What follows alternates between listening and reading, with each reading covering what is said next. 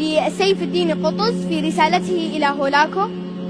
من الملك المظفر سيف الدين قطز إلى الهالك هولاكو، قل يا أيها الكافرون لا أعبد ما تعبدون، ففي كل كتاب لعنتم وبكل قبيح وصفتم وعلى لسان كل رسول ذكرتم، وعندنا خبركم من حيث خلقتم وأنتم الكفرة كما زعمتم، ألا لعنة الله على الكافرين. نحن المؤمنون حقا لا يداخلنا عيب ولا يصدنا غيب، القرآن علينا نزل وهو رحيم بنا لم يزل، تحققنا تنزيله وعرفنا تأويله، وإنما النار لكم خلقت ولجلودكم أغرمت، ألا وإن من أعجب العجب تهديد الليوث بالرتود والسباع بالضباع والحماة بالكراع، خيولنا برقية سهامنا يمانية سيوفنا مضرية، أكتافها شديدة المضارب ووصفها بالمشارق والمغارب، فرساننا ليوث إذا ركبت وأفراسنا لواحق إذا طلبت، وسيوفنا قواطع إذا ضربت وليوثنا سواحق إذا نزلت، جلودنا دروعنا ودروعنا صدورنا،